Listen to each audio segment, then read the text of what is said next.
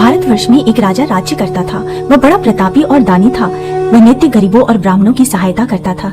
यह बात उसकी रानी को अच्छी नहीं लगती थी। वह ना ही गरीबों को दान देती और न ही भगवान का पूजन करती थी और राजा को भी दान देने से मना करती थी। एक दिन राजा शिकार खेलने वन में गए हुए थे तो रानी महल में अकेली थी। उसी समय बृहस्पति देव साधु के वेश में राजा के महल में भिक्षा मांगने के लिए गए और भिक्षा मांगी तो रानी ने भिक्षा देने से इनकार किया और कहा, हे साधु महाराज, मैं तो इस दान पुण्य से तंग आ गई हूँ। मेरा पति सारा धन लुटाता रहता है। मेरी इच्छा है कि हमारा धन नष्ट हो जाए ताकि मैं चैन से रह सकूं। साधु ने कहा, देवी तुम तो बड़ी विचित्र हो। धन और संतान को सभी चाहते हैं। पापी भी पुत्र और लक्ष्मी की कामना करता है। यदि तुम्हारे पास अधिक धन है तो भूखों मनुष्यों को भोजन कराओ, प्याऊ बनवाओ, ब्राह्मणों को दान दो, मुसाफिरों के लिए धर्मशाला खुलवाओ, जो निर्धन अपनी कुंवारी कन्याओं का विवाह न कर सके उनका विवाह कराओ। ऐसे और भी कई कर्म हैं जिनके करने से तुम्हारा यश लोक और परलोक में फैलेगा।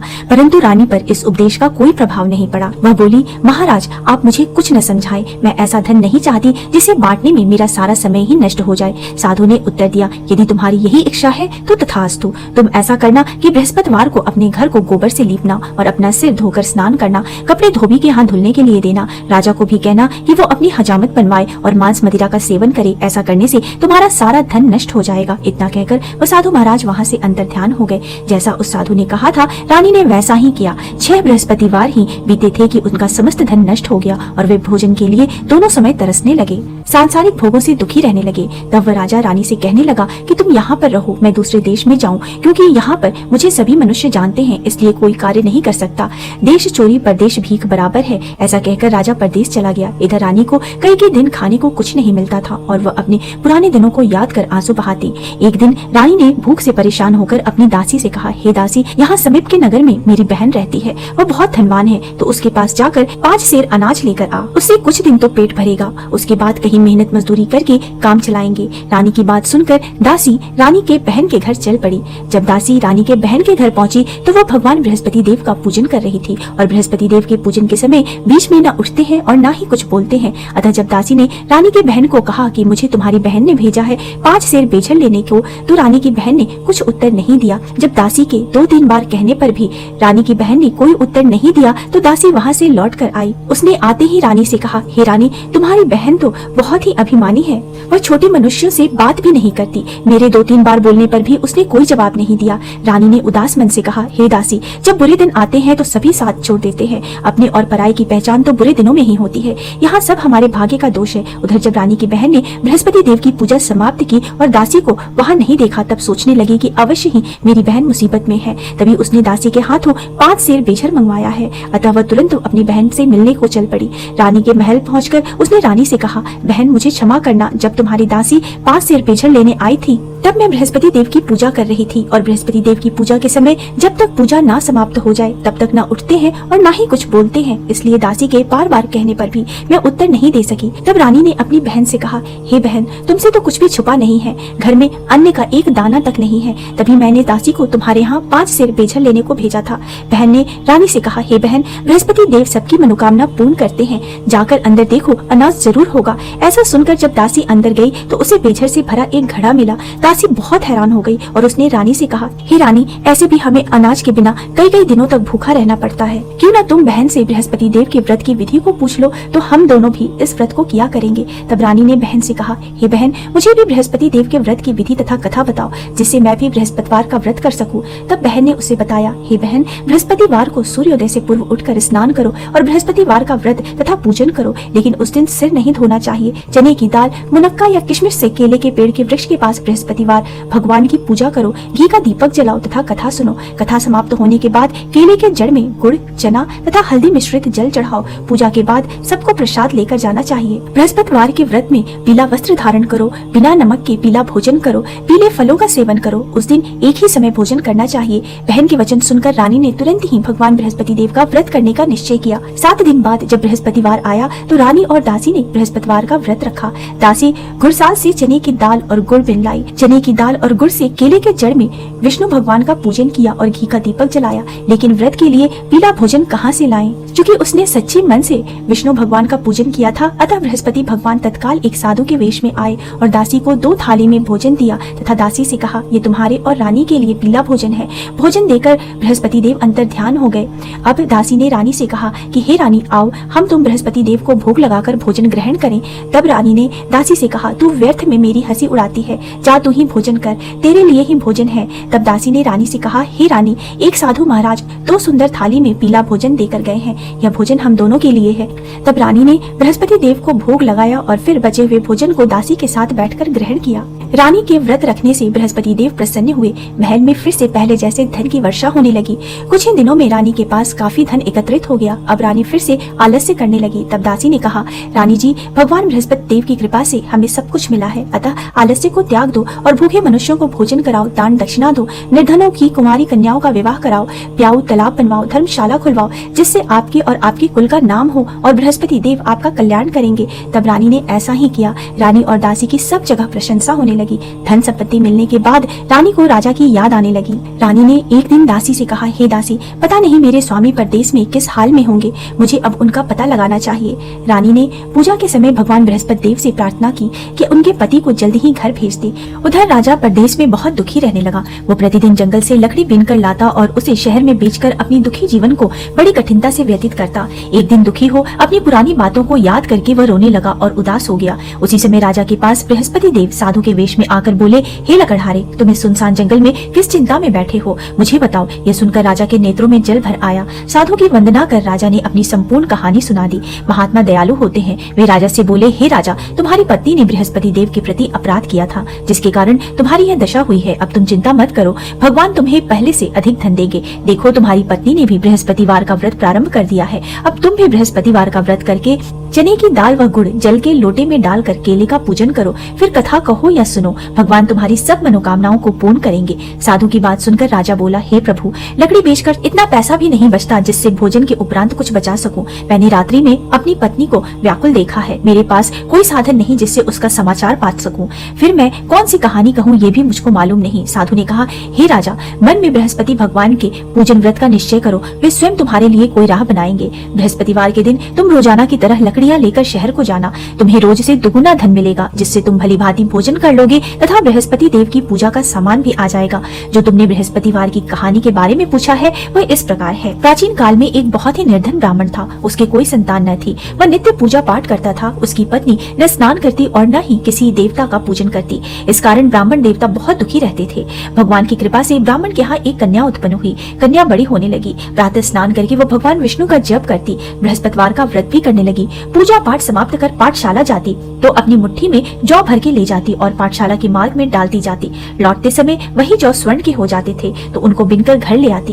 एक दिन वह बालिका सूप में उन सोने के जौ को फटक कर साफ कर रही थी कि तभी उसकी माँ ने देख लिया और कहा कि हे बेटी, सोने के जौ को फटकने के लिए सोने का सूप भी होना चाहिए। दूसरे दिन गुरुवार था। कन्या ने व्रत रखा और बृहस्पति देव से सोने का सूप देने की प्रार्थना की। बृहस्पति देव ने उसकी प्रार्थना स्वीकार कर ली। रोजाना की तरह वह कन्या जौ फैलाती हुई पाठशाला चली गई। पाठशाला से लौटकर जब वह जौ बीन रही थी तो बृहस्पति देव की कृपा से उसे सोने का सूप मिला। उसे वह घर ले आई और उससे जौ साफ करने लगी, परंतु उसकी माँ का वही ढंग रहा।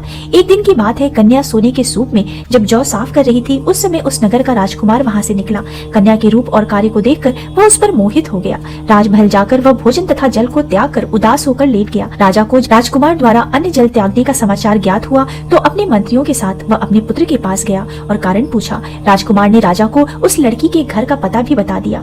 मंत्री उस लड़की के घर गया। मंत्री ने ब्राह्मण के समक्ष राजा की ओर से निवेदन किया। कुछ ही दिन बाद ब्राह्मण की कन्या का विवाह राजकुमार के साथ संपन्न हो गया। कन्या के घर से जाते ही ब्राह्मण के घर में पहले की भांति गरीबी का निवास हो गया। एक दिन दुखी होकर ब्राह्मण अपनी पुत्री से मिलने गया। बेटी ने पिता की अवस्था को देखा और अपनी माँ का हाल पूछा। ब्राह्मण ने सभी हाल कह सुनाया। कन्या ने बहुत सा धन देकर अपने पिता को विदा किया, लेकिन कुछ दिन बाद फिर वही हाल हो गया। ब्राह्मण फिर अपनी कन्या के यहाँ गया और सभी हाल कहा तो पुत्री बोली, हे पिताजी, आप माताजी को यहाँ लिवा लाए, मैं उन्हें वह विधि बता दूंगी जिससे गरीबी दूर हो जाएगी। ब्राह्मण देवता अपनी स्त्री को लेकर के अपनी पुत्री के पास राजमहल पहुँचे तो पुत्री अपनी माँ को समझाने लगी, हे माँ, तुम प्रातः काल स्नान आदि करके विष्णु भगवान का पूजन करो तो सब दरिद्रता दूर हो जाएगी। परंतु उसकी माँ ने उसकी एक भी बात बात न मानी। वह प्रातःकाल उठकर अपनी पुत्री की बची हुई जूठन को खा लेती थी। एक दिन उसकी पुत्री को बहुत गुस्सा आया। उसने अपनी माँ को एक कोठरी में बंद कर दिया। प्रातः उसे स्नान आदि करा के पूजा पाठ करवाया तो उसकी माँ की बुद्धि ठीक हो गई। उसके बाद वह नियम से पूजा पाठ करने लगी और प्रत्येक बृहस्पतिवार को व्रत करने लगी।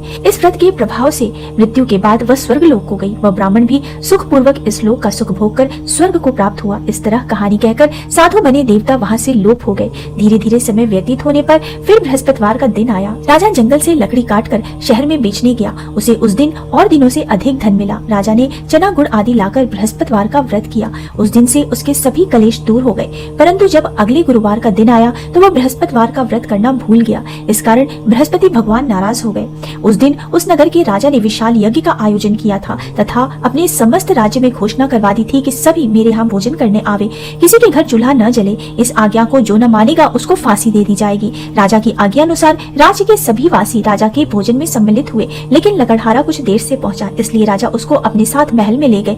जब राजा लकड़हारे को भोजन करा रहे थे तो रानी की दृष्टि उस खूंटी पर पड़ी जिस पर उसका हार लटका हुआ था। उसे हार खूंटी पर लटका दिखाई नहीं दिया। रानी को निश्चय हो गया कि मेरा हार उस लकड़हारे ने ही चुराया है। उसी समय सैनिक बुलाकर उसको जेल में डलवा दिया। लकड़हारा जेल में विचार करने लगा कि न जाने कौन से पूर्व जन्म के कर्म से मुझे यह दुख प्राप्त हुआ है, और जंगल में मिले साधु को याद करने लगा। तत्काल बृहस्पति देव साधु के रूप में प्रकट हो गए और कहने लगे, अरे मूर्ख, तूने बृहस्पति देव की कथा नहीं कही, उसी कारण तुझे यह दुख प्राप्त हुआ है। अब चिंता मत कर, बृहस्पतिवार के दिन जेल खाने के दरवाजे पर तुझे 4 पैसे पड़े मिलेंगे। उनसे तू बृहस्पतिवार की पूजा करना तो तेरे सारे कष्ट दूर हो जाएंगे। अगले बृहस्पतिवार को उसे जेल के द्वार पर 4 पैसे पड़े मिले। राजा ने पूजा का सामान मंगाकर कथा कही और प्रसाद बांटा। उसी रात्रि में बृहस्पति देव ने उस नगर के राजा को स्वप्न में कहा, हे राजन, तूने जिसे जेल में बंद कर रखा है उसे कल छोड़ देना, वह निर्दोष है। राजा प्रातःकाल उठा और खूंटी पर हार टंगा देखकर लकड़हारे को बुलाकर क्षमा मांगी तथा राजा के योग्य सुंदर वस्त्र आभूषण भेंट कर उसे विदा किया। बृहस्पति देव की आज्ञा अनुसार राजा अपने नगर को चल दिया।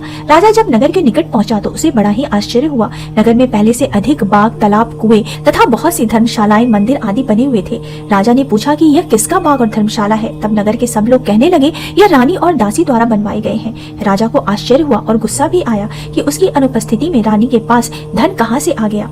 जब रानी ने यह खबर सुनी कि राजा आ रहे हैं तो उसने अपनी दासी से कहा, हे दासी, देख, राजा हमको कितनी बुरी हालत में छोड़ के गए थे। वह हमारी ऐसी हालत देखकर लौट ना जाए, इसलिए तू दरवाजे पर खड़ी हो जा। रानी की आज्ञा अनुसार दासी दरवाजे पर खड़ी हो गई और जब राजा आए तो उन्हें अपने साथ महल में लिवा लाई। तब राजा ने क्रोध करके अपनी तलवार निकाली और पूछने लगा, बताओ, यह धन तुम्हें कैसे प्राप्त हुआ। तब रानी ने सारी कथा कह सुनाई। राजा ने निश्चय किया कि मैं रोजाना दिन में 3 बार कहानी कहा करूंगा और रोज व्रत किया करूंगा। अब हर समय राजा के दुपट्टे में चने की दाल बंधी रहती थी तथा दिन में 3 बार वह कथा कहता था। एक रोज राजा ने विचार किया कि चलो अपनी बहन के यहाँ हो आऊं। इस तरह का निश्चय कर राजा घोड़े पर सवार हो अपनी बहन के यहाँ चल दिया।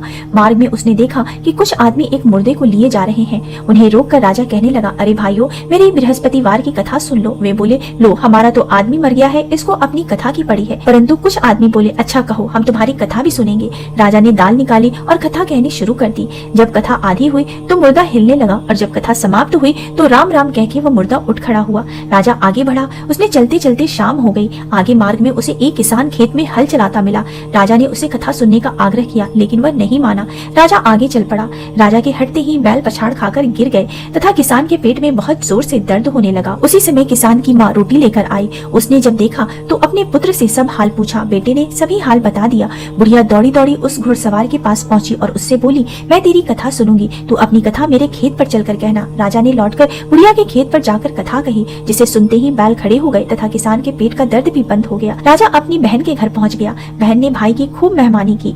दूसरे रोज प्रातः काल राजा जागा तो वह देखने लगा कि सब लोग भोजन कर रहे हैं। राजा ने अपनी बहन से जब पूछा, ऐसा कोई मनुष्य है जिसने भोजन नहीं किया हो, जो मेरी बृहस्पतिवार की कथा सुन ले। बहन बोली, हे भैया, यह देश ऐसा ही है। यहाँ लोग पहले भोजन करते हैं, बाद में कोई अन्य काम करते हैं।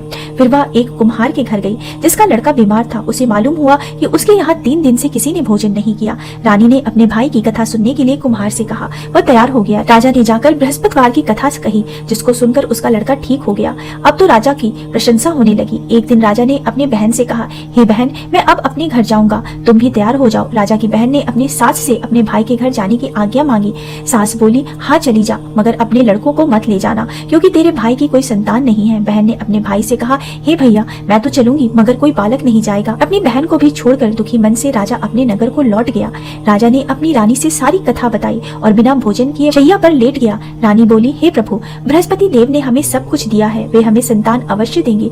उसी रात बृहस्पति देव ने राजा को स्वप्न में कहा, हे राजन, उठ, सभी सोच त्याग दे, तेरी रानी गर्भवती है। राजा को यह जानकर बड़ी खुशी हुई। 9वें महीने रानी के गर्भ से एक सुंदर पुत्र पैदा हुआ।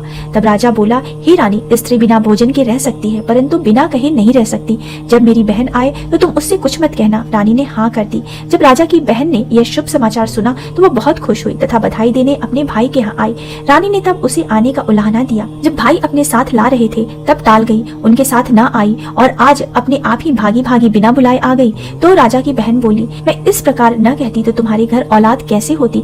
बृहस्पति देव सभी कामनाएं पूर्ण करते हैं। जो सद्भावना पूर्वक बृहस्पति देव का व्रत करता है तथा कथा पढ़ता है अथवा सुनता है और दूसरों को सुनाता है, बृहस्पति देव उसकी सभी मनोकामनाएं पूर्ण करते हैं, उनकी सदैव रक्षा करते हैं। जो संसार में सद्भावना से गुरुदेव का पूजन एवं व्रत सच्चे हृदय से करते हैं, उनकी सभी मनोकामनाएं वैसे ही पूर्ण होती हैं जैसे सच्ची भावना से रानी और राजा ने बृहस्पति देव की कथा का गुणगान किया तो उनकी सारी इच्छाएं बृहस्पति देव जी ने पूर्ण की। अनजाने में भी बृहस्पति देव की उपेक्षा न करें, ऐसा करने से सुख शांति नष्ट हो जाती है। इसलिए सबको कथा सुनने के बाद प्रसाद लेकर जाना चाहिए। हृदय से उनका मनन करते हुए जय जयकार बोलना चाहिए। ओम जय बृहस्पति देवा, स्वामी जय बृहस्पति देवा, जिन जिन भोग लगाओ खरनी फल मेवा।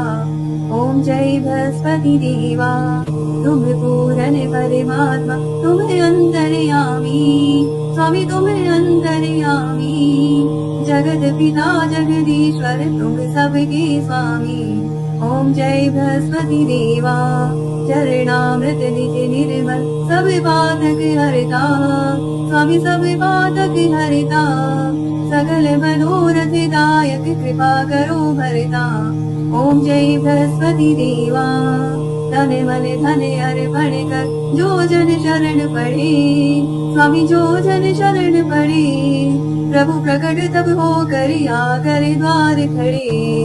ओम जय बृहस्पति देवा, दीन दयाल दयानिधि, भक्तन हितकारी, स्वामी भक्तन हितकारी।